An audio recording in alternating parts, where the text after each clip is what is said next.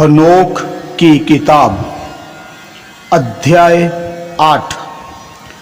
अज़ाज़एल ने मनुष्यों को तलवारें, चाकू और डाल बनाने की सिखलाई दी और दर्पण, कंगन, गहने बनाना और उसका उपयोग करना सिखाया और चित्रकला और पलकों की सुंदरता की कला सिखाई और हर तरह के महंगे और रंगदार रत्नों की जानकारी और उसका उपयोग करना सिखाया। और इससे दुनिया भ्रष्ट हो गई और बहुत सारी निर्भरता पैदा हुई। उन्होंने हरामकारी की और वह गुमराह हो गए और उनके सभी रास्ते भ्रष्ट हो गए। सेमजाजा ने जादू टोने और जड़ों की कला सिखाई। अरमारियोस ने जादू मंत्रों को हल करना सिखाया। ब्राकिज़ाएल ने जोशी विद्या की जानकारी को सिखाया। कोकाबिएल ने तारों की चाल को सिखाया। हिजकिएल ने बादलों के ज्ञान के बारे में सिखाया। राकिएल ने धरती के चिन्हों के ज्ञान के बारे में सिखाया। शमसिएल ने सूर्य के चिन्हों के ज्ञान के बारे में सिखाया। सराएल ने चंद्रमा के ज्ञान के बारे में सिखाया। जब लोगों ने नाश होने पर चिल्लाया तो उनकी चिल्लाहट की आवाज स्वर्ग तक पहुंची। अध्याय 9। तब मिकाएल, जिब्राएल, राफेल और उरिएल ने स्वर्ग से अपनी आंखें नीचे की और पृथ्वी पर बहती रक्त की धाराओं को देखा जिसने कि उसे लाल कर दिया था, और उन अधर्म के कामों को जो वहां किए जा रहे थे। उन्होंने एक दूसरे से कहा, यह उनके रोने की आवाज है।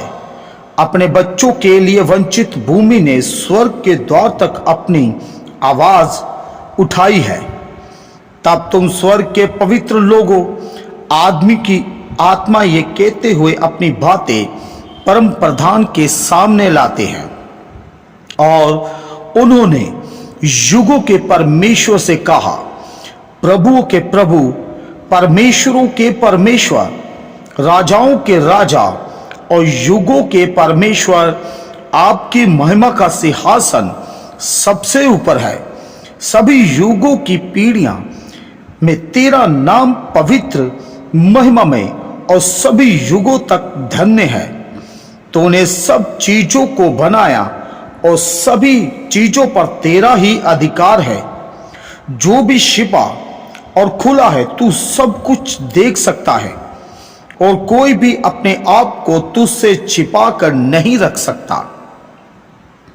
देखो, अज़ाज़ेल ने ये क्या किया। उसने पृथ्वी पर सभी अधर्म के काम सिखाए और उन अनंत रहस्यों को उजागर किया जो स्वर्ग में छुपा कर रखे गए थे, जिसे जानने के लिए मनुष्य प्रयास कर रहे थे। और देखो, सेमजाजा जिसे आपने अपने साथियों पर अधिकार दिया था, और वह पृथ्वी पर मनुष्य की बेटियों के पास गए। वह औरतों के साथ सोए और खुद को अपवित्र किया। उसने मनुष्य को जादू टोना सिखाया और उन्होंने उनके साथ पाप किया, और उन्होंने सबसे ज्यादा जघन्य अपराधों की खोज की। और स्त्रियों ने बड़ी बड़ी संतानों को पैदा किया, और सारी पृथ्वी में खून और अधर्म भरा पड़ा है। और अब देखो, जो लोग मर चुके हैं उनकी आत्मा अपना मुकदमा आप तक लेकर आए हैं, और उनकी चिल्लाहट के शब्द स्वर्ग के द्वार तक पहुंचे हैं। और मनुष्य उन अधर्म के कामों से संघर्ष नहीं कर सकते जो कि पृथ्वी पर व्यर्थ हो रहे हैं। लेकिन आप इन सभी बातों को होने से पहले इसे जानते हैं। जो हो रहा है आप सब जानते हैं और सब कुछ देखते हैं, लेकिन फिर भी आप हमें कुछ नहीं बताते कि इतने पापों के लिए हमें मनुष्यों का क्या करना चाहिए। अध्याय 10। तब परम प्रधान पवित्र और महान ने कहा और उरियल को लमेक के पुत्र के पास भेजा और उससे कहा, नूह के पास जाओ और उसे मेरे नाम से कहो, अपने आप को छिपा लो और उसे आने वाले अंत को प्रकट करो। पूरी पृथ्वी नष्ट हो जाएगी और पूरी पृथ्वी पर एक जल प्रलय आने वाला है और उस पर जो कुछ है उसे नष्ट कर देगा। और अब उसे निर्देश दो कि वह बच जाए और उसका वंश दुनिया की सभी पीढ़ियों के लिए सुरक्षित रहे। और फिर से प्रभु ने राफेल से कहा, अजाजेल के हाथ और पैर बांधो और उसे अंधेरे में डाल दो और जंगल में एक छेद बनाओ और दूधा दिल में है और उसे उसमें डाल दो और उस पर खुरदरी और नुकीली चट्टानें रखो और उसे अंधेरे से ढक दो और उसे हमेशा के लिए वहां रहने दो और उनका चेहरा ढक दो ताकि वह प्रकाश को ना देख सके। और बड़े न्याय के दिन उसे आग में डाल दिया जाएगा। और पृथ्वी को चंगा करो जिसे स्वर्गदूतों ने भ्रष्ट कर दिया है, और पृथ्वी के चंगे होने की घोषणा करो कि वह महामारी को ठीक कर सके, और ताकि मनुष्य के सभी बच्चे उन सभी गुप्त बातों के का नाश न हो जिन्हें पहरेदारों ने प्रकट किया है और अपने बेटों को सिखाया है। और पूरी पृथ्वी अजाजेल द्वारा सिखाए गए कामों के कारण भ्रष्ट हो गई है, उसी को सारा पाप बताओ। और जिब्राएल से प्रभु ने कहा, दुष्टों के खिलाफ और व्यभिचार के बच्चों के खिलाफ आगे बढ़ो और मनुष्य के बीच से व्यभिचार के बच्चों को और पहरेदार के बच्चों को नष्ट करो और उन्हें बाहर निकालो। उन्हें एक दूसरे के खिलाफ भेजो ताकि वे लड़ाई में एक दूसरे को नष्ट कर सके, क्योंकि उनके दिन लंबे नहीं होंगे। और कोई भी अनुरोध जो वे जानी उनके पिता तुमसे करेंगे, उनके पिता को उनकी ओर से पूरा नहीं किया जाएगा, क्योंकि वे अनंत जीवन जीने की आशा रखते हैं। उनमें से प्रत्येक 500 वर्ष तक जीवित रहेगा। और प्रभु ने मिकाएल से कहा, जाओ सेम जाजा को बांधो और उसके सगी जो स्त्रियों के साथ इस प्रकार मेल जो रखते हैं कि उनके साथ उनकी सारी अशुद्धता से अशुद्ध हो गए हैं। और जब उनके पुत्र एक दूसरे का घात कर चुके हों और वे अपने प्रियजनों का विनाश देख चुके हों, तो उन्हें 70 पीढ़ियों तक पृथ्वी की तराइयों में उनके न्याय और समापन के दिन तक, उस न्याय के दिन तक जो सदा सर्वदा है, बांध कर रखना, जो सदा सर्वदा बना रहता है। उन दिनों उन्हें आग से रसातल में ले जाया जाएगा, यातना और जेल में, जहां वे हमेशा के लिए कैद हो गए।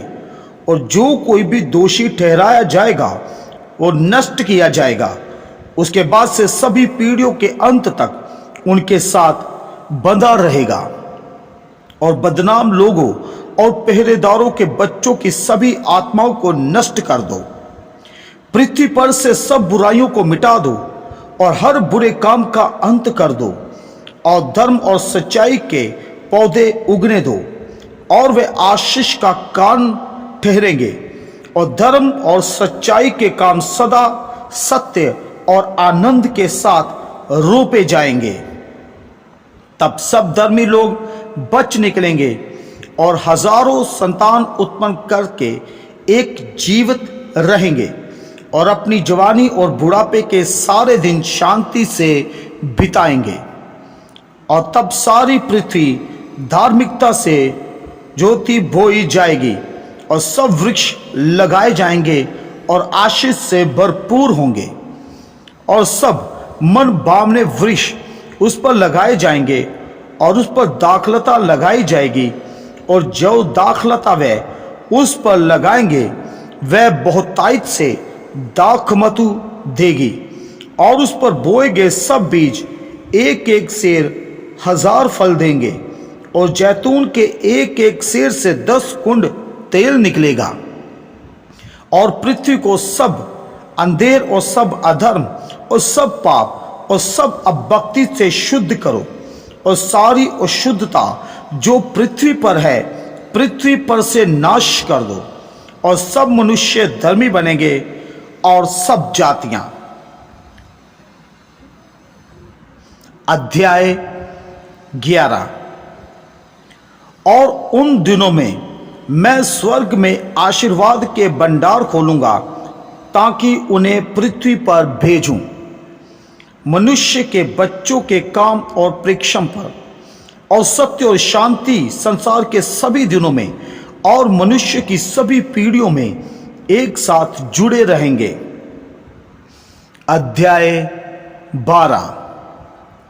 इन बातों से पहले हनोक छिपा हुआ था, और मनुष्य के बच्चों में से कोई नहीं जानता था कि वह कहाँ छिपा हुआ था, और वह कहाँ रहता था, और उसका क्या हुआ। और उसके कार्य पहरेदारों के साथ थे, और उसके दिन पवित्र लोगों के साथ थे।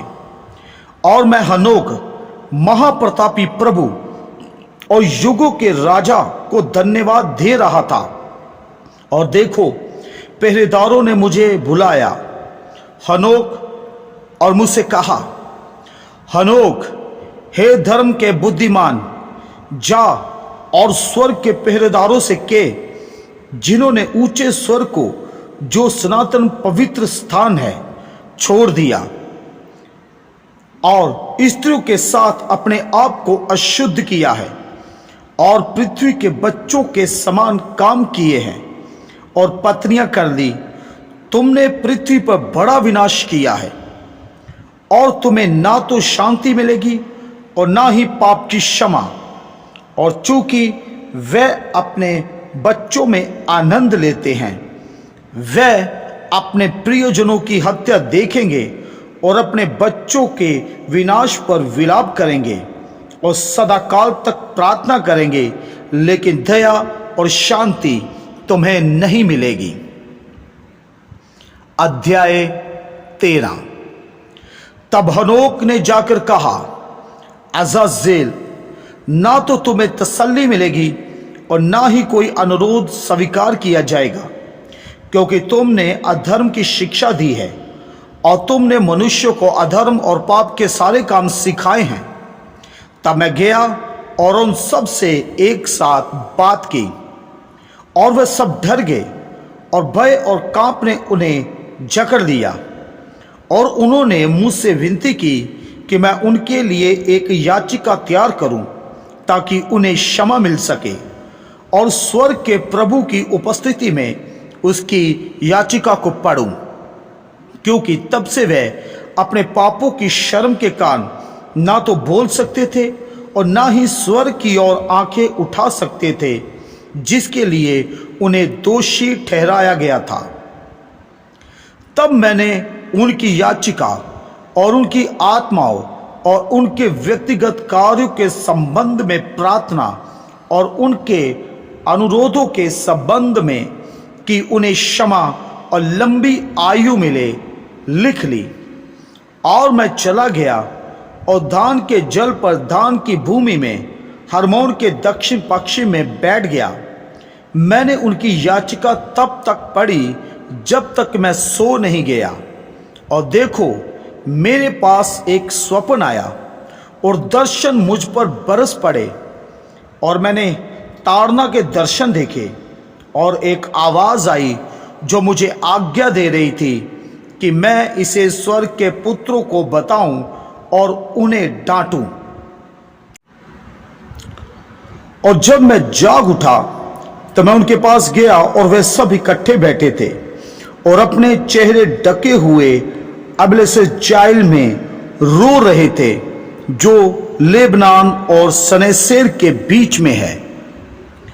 और मैंने जो जो दर्शन मैंने नींद में देखे थे उन सभी को उनके सामने वर्णन किया और धर्म की बातें कहने लगा और आकाश के पहरुओं को डांटने लगा।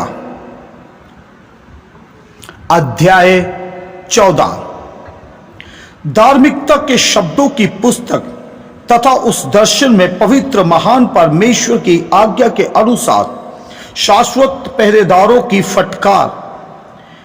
मैंने अपनी नींद में देखा कि जब मैं मांस की जीभ में तथा अपने मुंह की सांस से क्या कहूंगा, जिसे महान परमेश्वर ने मनुष्य को दिया है कि वह उससे बातचीत करे तथा हृदय से समझे, जैसा कि उसने मनुष्य को बना तथा उसको दिया था बुद्धि की बात समझने की शक्ति, इसलिए उसने मुझे भी बनाया और मुझे स्वर्ग के बच्चों पहरेदारों को फटकारने की शक्ति दी है।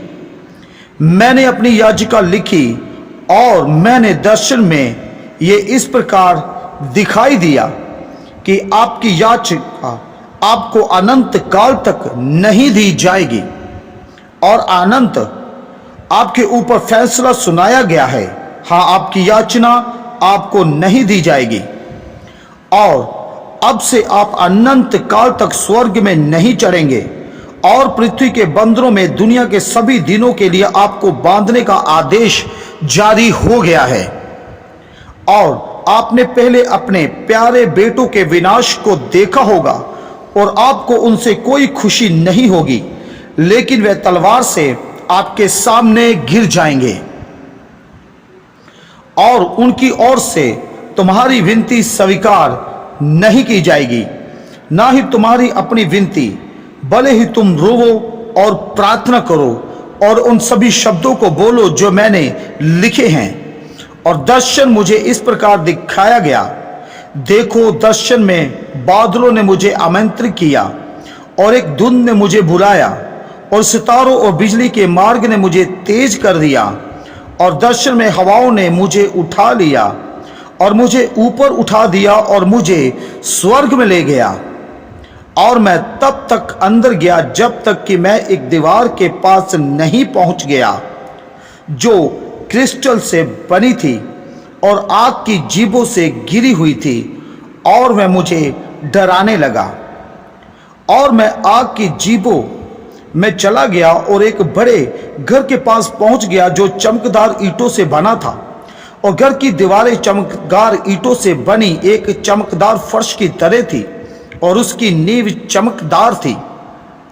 इसकी छत सितारों और बिजली के मार्ग की तरह थी और उनके बीच में आग के करूब थे और उनका आकाश पानी की तरह साफ था। दीवारों के चारों ओर एक दधकती हुई आग थी और उसके द्वारा आग से धधक रहे थे। और मैं उस घर में गया और वह आग की तरह गर्म और बर्फ की तरह ठंडा था। उसमें जीवन का कोई आनंद नहीं था। भय ने मुझे घेर लिया और मैं कांपने लगा, और जब मैं कांपने लगा तो मैं अपने चेहरे के बल गिर पड़ा। और मैंने एक दर्शन देखा, और देखो एक दूसरा घर था जो पहले से भी बड़ा था, और पूरा द्वार मेरे सामने खुला था और वह आग की लपटों से बना था और हर तरह से वह वैभव, शान और विस्तार में इतना श्रेष्ठ था कि मैं तुम्हारे सामने इसके वैभव और विस्तार का वर्णन नहीं कर सकता। और इसका फर्श आग का था और उसके ऊपर बिजली और तारों के मार्ग थे और उसकी छत भी आग की धधकती हुई थी। अध्याय 15। और उसने मुझे उत्तर दिया और मैंने उसकी आवाज सुनी, हे हनोक, हे धर्मी मनुष्य और धर्म के लेखक, मत डर, यहां आ और मेरी आवाज सुन और जाकर स्वर्ग के दृष्टांतों से कह जिन्होंने तुझे उनके लिए विनती करने को भेजा है। तुझे मनुष्य के लिए विनती करनी चाहिए, ना कि मनुष्य को तुम्हारे लिए। तुमने ऊंचे, पवित्र और आनंद स्वर्ग को क्यों छोड़ दिया और स्त्रियों के साथ कुकर्म किया और मनुष्य की बेटियों के साथ अपने आप को अशुद्ध किया और पत्नियां ब्याली और पृथ्वी के बच्चों की नाई काम किया और दैत्यों को अपने पुत्रों के समान जन्म दिया। और यद्यपि तुम पवित्र और आत्मिक लोग होते हुए भी और अनंत जीवन जीने वाले होते हुए भी अपने आप को स्त्रियों के लहू से अशुद्ध किया और मांस के लहू से बच्चे उत्पन्न किए और मनुष्य की नाई मांस और लहू के पीछे लालसा की, जैसा कि वे भी करते हैं जो मरते और नाश होते हैं। इसी कारण मैंने उन्हें पत्नियां भी दी हैं कि वे उनसे गर्भवती हो और उनके द्वारा बच्चे उत्पन्न करें, और इस प्रकार पृथ्वी पर उन्हें किसी वस्तु की गति ना रहे। परंतु तुम तो पहले आत्मिक थे और अनंत जीवन जीने वाले और जगत की सारी पीढ़ियों के लिए अमर हो। इसलिए मैंने तुम्हारे लिए पत्नियां नहीं नियुक्त की, क्योंकि स्वर्ग के आत्मिक लोग स्वर्ग में निवास करते हैं, और अब वे दैत्य जो आत्माओं और मांस से उत्पन्न हुए हैं पृथ्वी पर दुष्ट आत्माएं कहलाएंगे, और पृथ्वी पर उनका विनाश होगा, क्योंकि वे मनुष्य से पैदा हुए हैं और पवित्र पहरेदारों से उसका प्रारंभ और मूल है। वे पृथ्वी पर बुरी आत्माएं होंगी और उन्हें बुरी आत्माएं कहा जाएगा। स्वर्ग की आत्माओं के लिए स्वर्ग में उनका निवास होगा, लेकिन पृथ्वी की आत्माओं के लिए जो पृथ्वी पर पैदा हुए थे पृथ्वी पर उनका विनाश होगा। और दिग्गजों की आत्माएं पृथ्वी पर पीड़ित करती हैं, अत्याचार करती है, नष्ट करती है, हमला करती है, लड़ाई करती है और विनाश करती है, उपद्रव करती है। वह भोजन नहीं लेती लेकिन फिर भी भूखी और प्यासी रहती है और अपराध करती है। और ये आत्माएं पुरुषों के बच्चे और महिलाओं के खिलाफ फूटेगी, क्योंकि वे उनसे निकली हैं।